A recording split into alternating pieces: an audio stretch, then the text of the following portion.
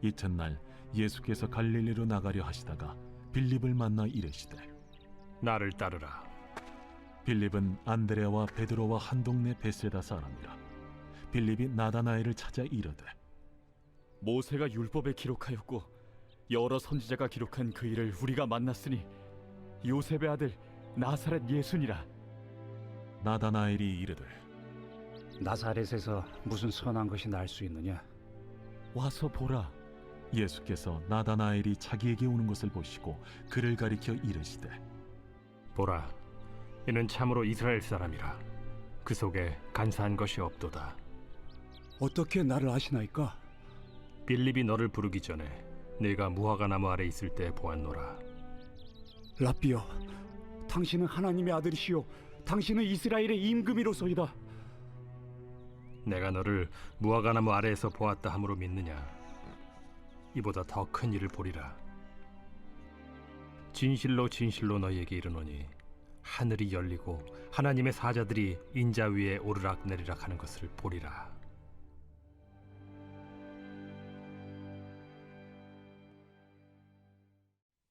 신앙생활을 오래 하시면은 신앙에 관한 책들도 읽게 되는데요. 굉장히 유명한 신앙생활에 대한 책을 많이 쓴 작가들이 있습니다. 우리에게 잘 알려진 작가들이 있는데 그중 한 사람이 헨리 나우엔이라는 사람입니다. 이 헨리 나우엔은 네덜란드 사람인데 한 27, 8년 전쯤에 세상을 이미 떠났지만 이 나우엔의 책들은 아직까지도 널리 읽혀지고 있는, 그래서 나우엔이라는 이름은 기독교 신앙인들에게 있어서, 특히 책을 많이 읽는 사람들에게 있어서 기억 속에 아직도 남아있는 그런 작가입니다. 이 헨리 나우엔이 어느 책에서 이렇게 말하였습니다. 우리들은 불합리한 삶을 살고 있습니다. 이어서 나우엔은 불합리한 조건이나 상황은 어떻게 생기느냐 하면은 사람들이 듣는 능력, 경청하는 능력이 상실될 때 발생한다고 말합니다. 그만큼 경청하는 것이 중요하다고 말하고 있는 것입니다. 그렇다면 내가 경청을 잘하는 사람인가 아닌가 하는 것을 어떻게 알 수 있을까요? 그것은 다음에 7가지 질문에 대한 대답을 통해서 알 수가 있다고 합니다. 첫 번째, 경청과 관련한 질문입니다. 말하는 상대방의 말보다 내가 적어도 4배 정도는 빠른 속도로 생각을 하고 있기 때문에 그 시간 동안 한편으로는 상대방과 대화를 이어가기는 하면서도 다른 한편으로는 다른 생각들을 하고 계십니까? 두 번째 질문입니다. 다른 사람이 이야기할 때 그 말 속에서 아이디어들, 숨은 뜻들을 찾아내기보다는 그냥 말해지고 있는 피상적인 내용만 듣고 있습니까?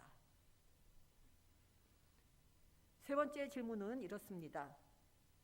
내가 이해하기 힘들다고 느껴지는 주제들에 대해서는 듣는 것을 피하십니까?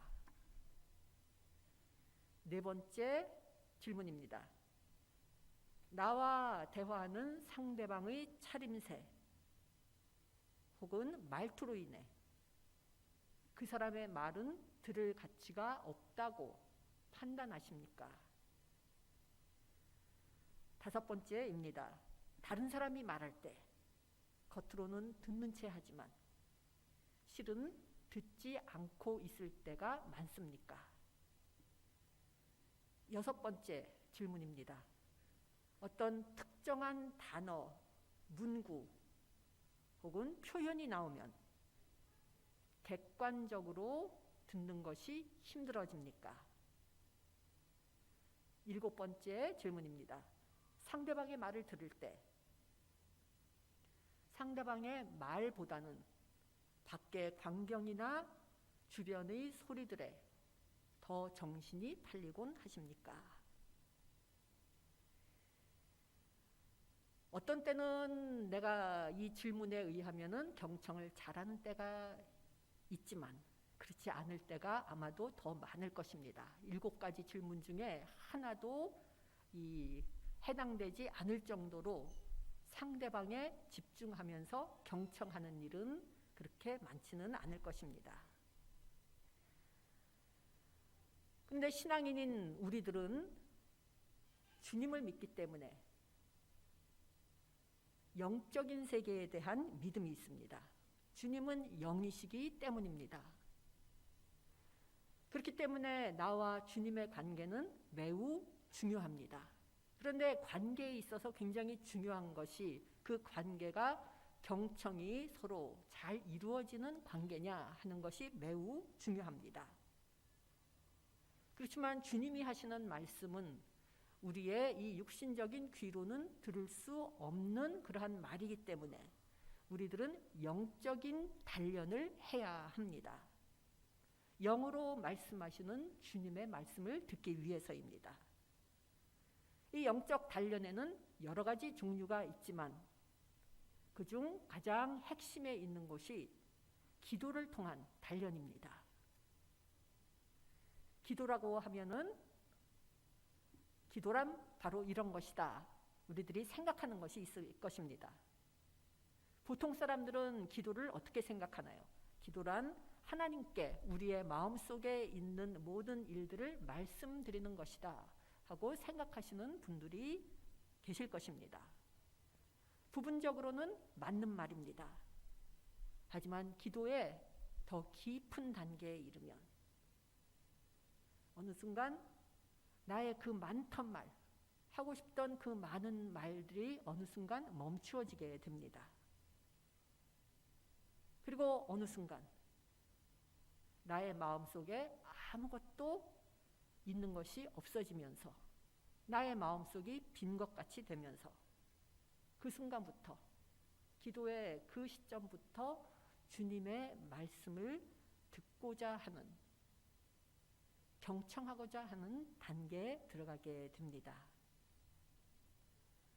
혼탁하고 번잡한 세상의 소음들을 하나하나 제거하면서 그 가운데 조용하고 미세하게 말씀해 주시는 주님의 음성을 듣게 되는 것, 그것이 바로 기도입니다.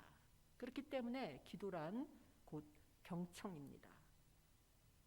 그 경청의 단계에 들어가는 것이 기도의 깊은 단계에 들어가는 것입니다. 그래서 나우에는 기도에 대해서 이렇게 이야기합니다.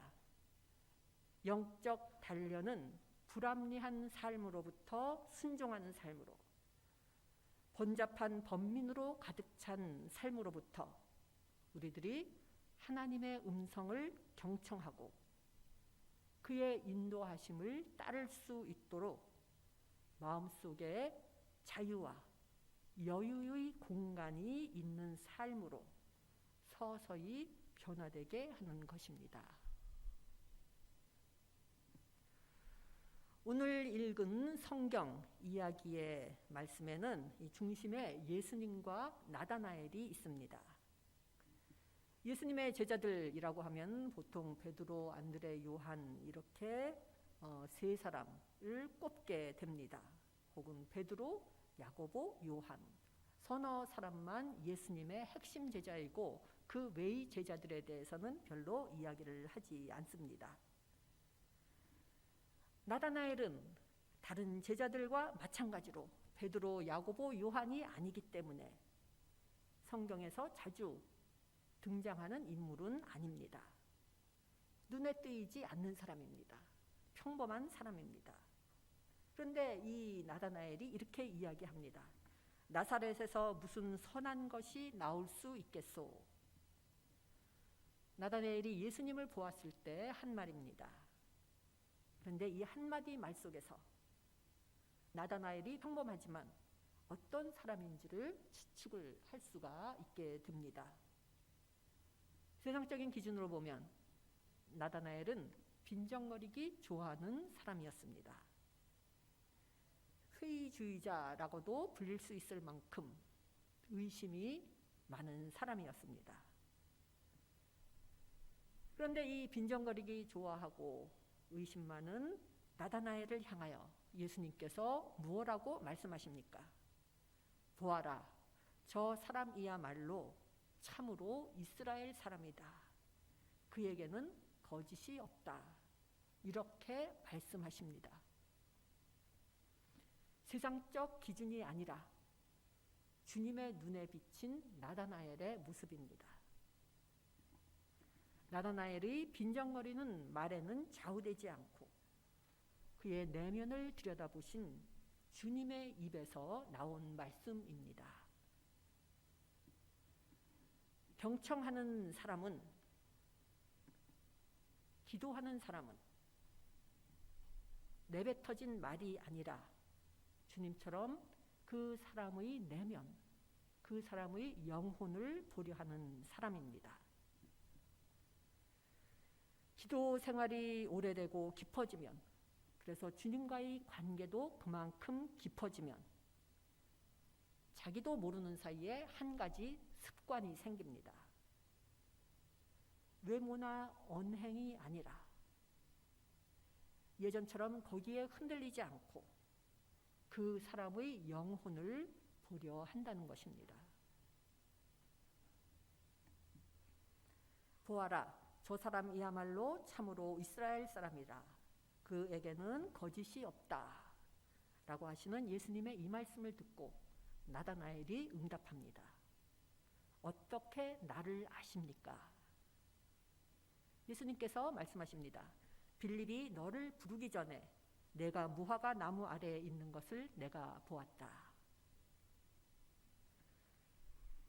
평범하고 눈에 띄지 않는 나다나엘, 이 나다나엘에게 예수님께서 나는 너를 너무나도 잘 알고 있고 관심을 가지고 있고 너를 지켜보고 있다.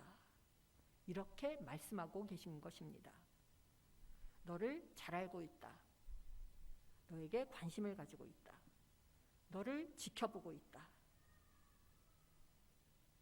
이 세 마디의 말은 아무것도 내세울 것이 없는 사람, 자기 자신을 보잘것없다고 생각하는 사람, 그저 그런 사람이라고 생각하는 그런 사람에게 가장 필요한 말이었을 것입니다. 이 말을 듣고 나다나엘이 고백합니다. 선생님은 하나님의 아들이십니다. 그리고 이 고백과 함께 나다나엘이 예수님을 따르기 시작합니다. 우리의 신앙생활도 마찬가지입니다. 어떤 분은 신앙생활을 피상적이고 추상적으로, 교리적으로 하시는 분들도 계실 것이고, 그런가 하면은 주님과 진정한 교제를 나누며 신앙생활을 하는 분들도 계실 것입니다. 그런데 주님과의 이 진정한 교제는 언제부터 시작되나요? 주님께서 나를 잘 알고 계신다. 주님께서 나에게 정말로 관심을 가지고 계신다. 주님께서 나를 지금 이 순간도 그리고 앞으로도 계속 지켜보고 계신다 하는 것이 교리적으로, 지식적으로 이해되어지는 것이 아니라 그것이 실제 생활에서 체험될 때 그 순간부터, 그래서 그것이 나의 가슴에 새겨질 때, 그것이 하나의 사실이 될 때, 그 순간부터 주님과의 진정한 교제가 시작되고, 그때부터 진실한 기도가 시작되고, 그때부터 기도의 단계를 거쳐서 깊은 기도 생활이 시작되고 주님과의 더 깊은 교제가 시작이 됩니다. 기도가 깊어지면 주님의 말씀을 경청하고자 하게 됩니다. 그리고 주님께서는 여러 가지 방법으로 우리에게 말씀을 해주십니다. 성경 말씀을 통해서도 우리에게 말씀을 해주시지만 우리의 느낌을 통해서, 우리의 생각을 통해서도 우리에게 말씀해 주십니다.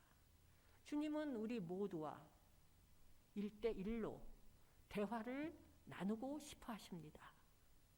그런데 우리의 영적인 귀가 닫혀서, 우리의 마음이 닫혀서 그 말씀을 듣지 못하고 있을 뿐입니다.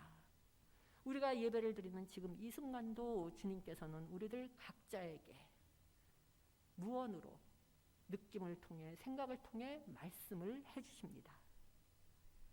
그렇다면 그러한 것들 중 어느 것이 주님의 말씀인 것일까요? 그리고 어느 것이 나의 인간적인 혹은 세상적인 생각이고 느낌인 것일까요? 어떻게 그것을 구별할 수 있을까요? 구별할 수 있는 방법이 있습니다. 그 느낌이, 그 생각이, 그 안에 사랑이 있으면 그것이 바로 주님께서 해주시는 말씀입니다.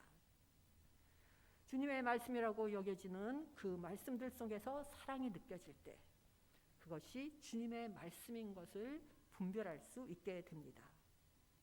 그리고 주님이라는 확신이 들어질 때 주님께서 정말 나에게 지금 말씀하고 계시는구나, 나에게 지금 이 깨달음을 주시는구나 하는 깨달음을 얻게 될 때 주님의 말씀을 더욱더 경청하고자 합니다. 나사렛에서 무슨 선한 것이 나올 수 있겠소? 이 말은 나다나엘이 주님을 만나기 전에 했던 말입니다. 선생님은 하나님의 아들이십니다. 이 말은 나다나엘이 주님을 만난 후에 한 말입니다. 예수 그리스도를 진실로 만났을 때 나온 나다나엘의 고백입니다. 우리들은 기도를 통해 주님과 대화를 하게 되고 주님과 진실한 대화를 하게 될 때 새로운 것들을 깨닫게 됩니다. 그리고 그 깨달음은 나의 인간적인 능력이 아니라 주님께서 온 것임을 본능적으로 알게 됩니다. 그렇기 때문에 그 깨달음을 얻게 될 때 그 마음속에 기쁨이 있습니다. 그리고 이 깨달음을 통해, 이 기쁨을 통해 거듭남을 경험하게 됩니다. 오늘 이 예배는 졸업 예배로 드려지고 있습니다. 세상 사람들에게는 졸업이 학교를 졸업할 때 한 서너 번, 대여섯 번뿐이 없겠지만 우리 신앙인들은 살아가면서 수많은 졸업식을 하게 됩니다. 거듭남의 순간순간마다 이전 것들과 졸업하고 더 좋은 새 사람이 되어 새 삶을 영위하게 되기 때문입니다. 그리고 이 거듭남의 기쁨 속에 순간순간 주님께서 우리의 삶의 주관자이시고 우리의 주님이심을 고백하면서 살아가게 됩니다. 나다나엘은 성경에 그리 자주 나오는 사람은 아닙니다. 오늘의 이 이야기 이후로 나다나엘에 관한 이야기는 요한복음의 맨 마지막 부분인 요한복음 21장에 이르러서야 나옵니다. 그런데 이 요한복음 21장에서 나다나엘은 어떤 사람이었을까요? 나다나엘은 주님의 제자들과 함께 갈릴리 해변에 있었습니다. 그리고 나다나엘은 다른 사람들이 이제껏 경험하지 못한 놀라운 경험을 하는 사람들 틈에 끼이게 되었습니다. 십자가에 달리신 후 부활하신 예수 그리스도와 대면을 하게 된 것입니다. 오늘의 이 이야기와 요한복음 21장의 그 사건들 사이에 나다나엘의 삶에서 어떠한 일들이 있었는지 성경에서는 침묵을 지키고 있습니다. 그러나 부활의 자리에 증인으로 동참하기까지 나다나엘의 삶은 그의 삶을 이루고 있는 모든 부분들을 예수 그리스도께서 하나하나 찾아내어 변화시키시고 나다나엘로 하여금 거듭나게 하시는 거듭남의 영적 행로였을 것입니다. 그러한 삶이 저희 모두의 삶이 되기를 바랍니다. 나다나엘을 이끄신 주님, 이 주님께서 지금도 우리를 이끌고 우리를 인도하고 계십니다. 저는 우리의 마음을 텔레비전에 비유하곤 합니다. 텔레비전에는 무엇이 있나요? 수많은 채널들이 있습니다. 마찬가지로 우리의 마음에도 수많은 채널들이 있습니다.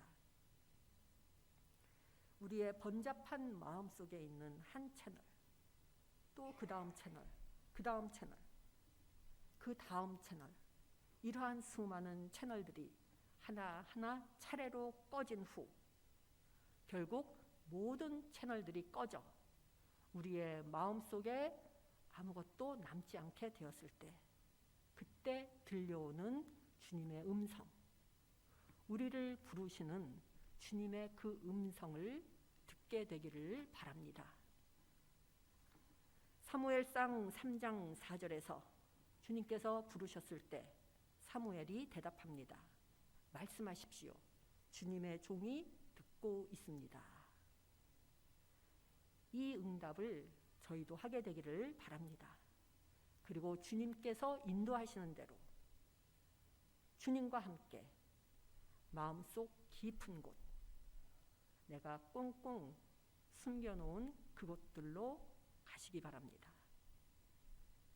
돌과 같이 굳은 마음을 주님께서 맑고 깨끗한 마음으로, 사랑의 마음으로, 새로운 마음으로 바꾸어 놓으실 것임을 믿는 그 믿음과 함께 그리스도를 따라 그곳으로 가보시기 바랍니다. 그곳은 어떤 곳인가요? 거부를 당할까봐, 조롱의 대상이 될까봐 두려워 내가 숨겨놓은 곳들입니다. 내가 가기를 꺼리는 곳들입니다. 그것들로 그리스도를 따라가시기 바랍니다. 그곳으로 가면, 그런 방식으로 사랑하면 자신의 불완전하고 부족한 점들을 다른 사람들이 알게 될까봐 내가 가기를 꺼려하는 그곳으로 그리스도를 따라가시기 바랍니다. 내 속에 있는 두려움의 한가운데 그 지점으로 그리스도를 따라가시기 바랍니다. 그리스도께서 우리와 함께 하십니다. 그리고 우리와 함께 그곳으로 가십니다. 그런데 그곳에 가시는 목적은 우리를 두렵게 하기 위한 것이 아니라 우리를 지켜주시기 위해, 우리를 그 두려움으로부터 자유하게 하시기 위해 우리와 함께 가시는 것입니다. 우리를 새롭게 하기 위해 그리스도께서 우리를 데리고 그곳으로 가시는 것입니다. 그리고 그곳에서 주님을 새롭게 만나게 되기를 바랍니다. 3000여 년 전 주님께서 사무엘의 이름을 부르셨습니다. 지금도 주님께서 우리들의 이름을 부르고 계십니다. 주님의 이 음성을 들을 때 사무엘처럼 대답하시기 바랍니다. 말씀하십시오. 주님의 종이 경청하고 있습니다. 그리고 거듭남의 삶 속에서 2000년 전 나다나엘의 고백처럼 주님은 하나님의 아들이십니다 라는 고백이 우리의 삶 속에서 나오게 되기를 바랍니다. 주님과의 만남과 기도를 통한 경청을 통해 저희들의 삶이 변화되기를 기원합니다. 거듭남이 우리들의 삶이 되기를 바랍니다. 주님은 하나님의 아들이십니다. 오늘도 이 고백과 함께 은혜와 자비와 주님께서 주시는 평화가 저희 모두의 삶 속에서 충만하기를 바랍니다. 주님께서 주시는 축복이 우리 모두와 함께 우리의 인생 여정에서 항상 함께 하기를 기원합니다. 기도드리시겠습니다. 은혜로우신 주님, 저희를 너무나도 사랑하시는 주님의 한량없는 사랑에 감사드립니다. 간절히 기도드리옵기는 저희들의 혼탁한 마음을 깨끗게 하여 주시고 그러한 가운데 저희들이 주님의 말씀을 경청하게 하여 주시옵시고 주님의 말씀을 분별할 수 있는 능력을 주시옵시고 그 말씀에 따라 살아갈 수 있도록 저희들의 길을 인도하여 주시옵소서. 주님과 동행하는 삶 가운데 저희가 속한 모든 곳에서 그리스도의 빛과 향기가 발산되는 축복을 누리게 하여 주시옵소서. 이 모든 말씀 예수님 이름으로 기도드립니다. 아멘.